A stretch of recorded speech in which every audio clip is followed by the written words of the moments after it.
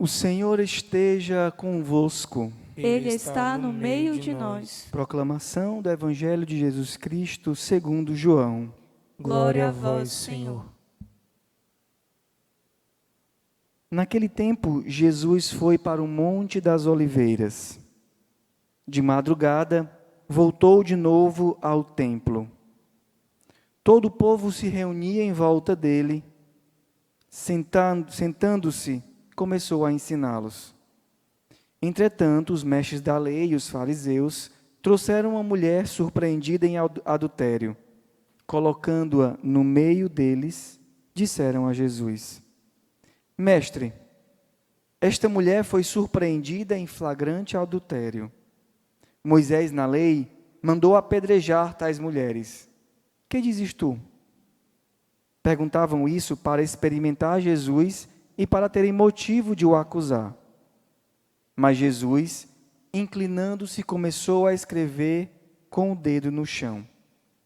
Como persistissem em interrogá-lo, Jesus ergueu-se e disse: Quem dentre vós não tiver pecado, seja o primeiro a atirar-lhe uma pedra. E tornando a inclinar-se, continuou a escrever no chão. E eles, ouvindo o que Jesus falou, foram saindo um, a começar pelos mais velhos, e Jesus ficou sozinho, com a mulher que estava lá, no meio, em pé. Então Jesus se levantou e disse: Mulher, onde estão eles? Ninguém te condenou? Ela respondeu: Ninguém, Senhor. Então Jesus lhe disse: Eu também não te condeno. Podes ir, e de agora em diante não peques mais. Palavra da salvação. Glória a vós, Senhor.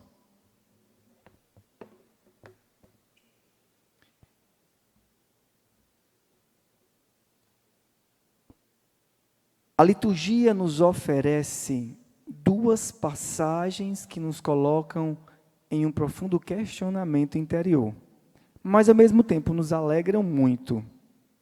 Duas mulheres que foram salvas pelo Senhor, uma inocente e uma pecadora, mas igualmente dignas da proteção do Senhor.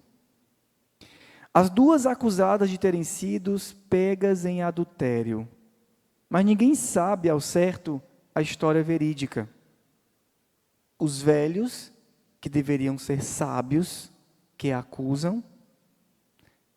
Nos dois casos, os velhos do livro de Daniel e os fariseus e os mestres da lei do Evangelho. Os dois acusam essas mulheres. Os primeiros, muito conscientes do mal, porque tinham um coração corrompido.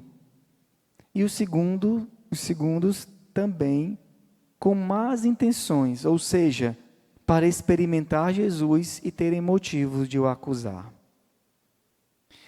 A partir da história de Susana, muito bem escrita no livro de Daniel, que nós vemos hoje, uma história muito interessante, e a nossa atenção fica mesmo bem forte nela, porque é uma história que vai contando todos os detalhes. Podemos aprender como é que se dá um caminho da corrupção no nosso interior. Creio que seja justamente isso que o Senhor queira falar para nós e queira iluminar nesse tempo quaresmal, que já está chegando ao seu término. Nosso caminho quaresmal está se aproximando ao fim. Logo, logo teremos a Semana Santa. E o Senhor está aprofundando um caminho, e hoje Ele toca essa dimensão da corrupção interior. A história aqui em Daniel fala de dois juízes, de dois anciãos, sábios, que deveriam ser o chefe do povo, que eram o chefe do povo, chefes do povo. Eles começam a se permitir e se admirar excessivamente da beleza daquela mulher que já era casada. Interessante como a corrupção, vamos fazer os passos da corrupção. O primeiro passo da corrupção é quando o pecado começa a se instaurar em nós, porque nós vamos permitindo que ele se instaure. O pecado começa no pensamento.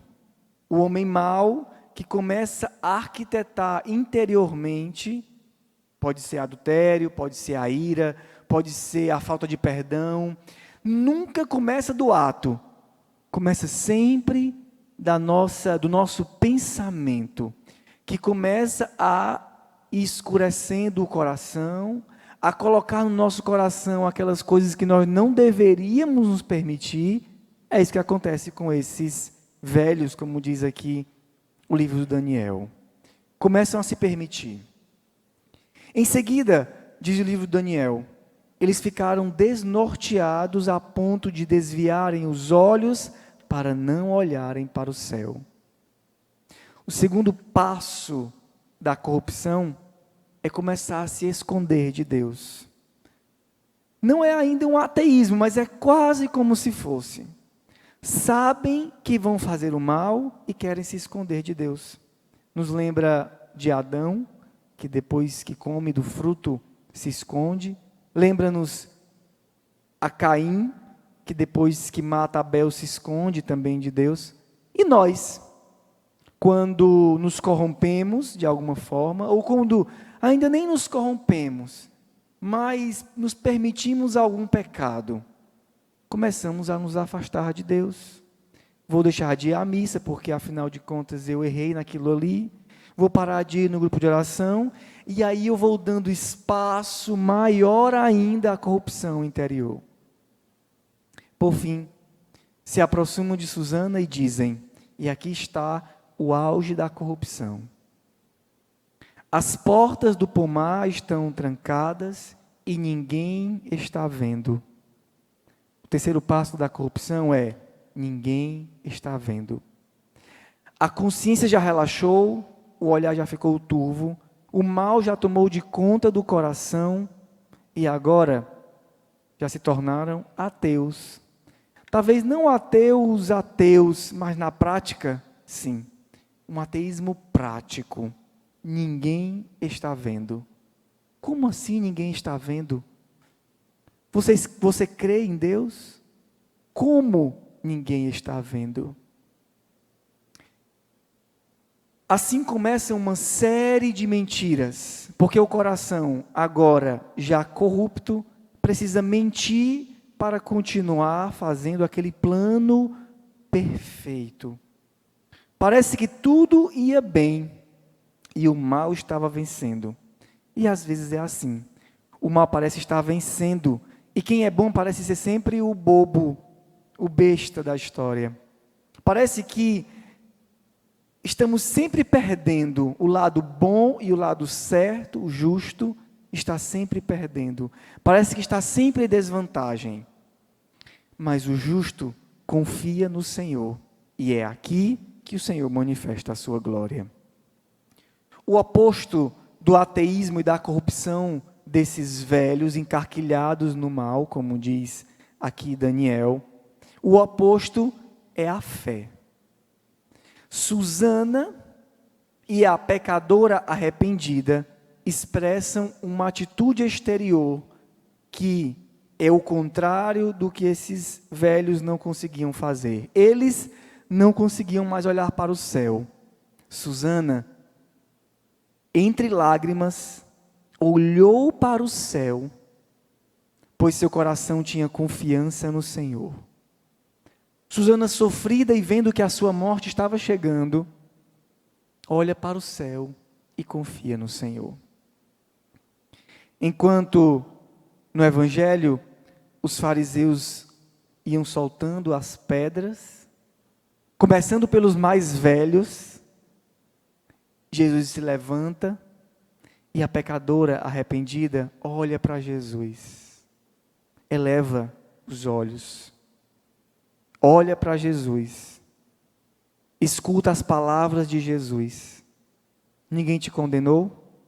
Eu também não te condeno. Podes ir e de agora em diante não peques mais.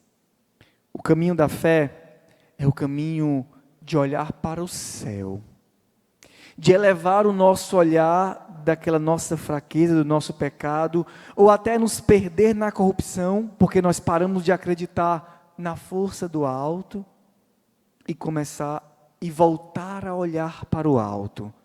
A fé nos capacita a olhar para o céu e ver aquilo que não pode ser visto.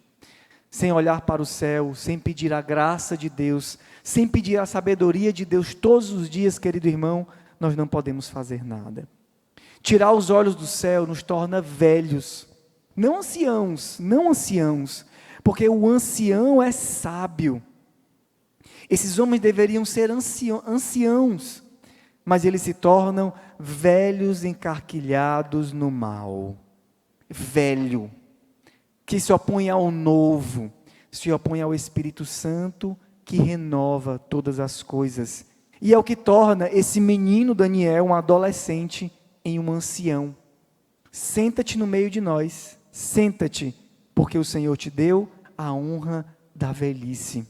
O Senhor te deu o dom da ansiedade, de tornar ancião, de se tornar um sábio. E esse homem olha para o céu. A fé nos faz olhar para o céu. E com os anos, a graça nos faz mais sábios e nos torna anciãos. Que belo é ver um homem, uma mulher com os cabelos brancos, sinais da idade, mas também sinal da sabedoria divina. Querido irmão, a opção está à nossa frente. Envelhecer é natural, nós não podemos evitar, mas nos tornar sábios, anciãos, aí é uma opção que nós precisamos fazer. Ou nos tornamos sábios e anciãos, ou deixamos a vida correr e chegaremos ao final dela como velhos encarquilhados no mal. Que o Senhor nos dê a graça de perceber que só o Espírito Santo pode nos rejuvenescer todos os dias. Que o Senhor te conceda essa graça e que a Eucaristia, a comunhão espiritual, também gere isso em teu coração. Louvado seja o nosso Senhor Jesus Cristo. Para sempre seja louvado.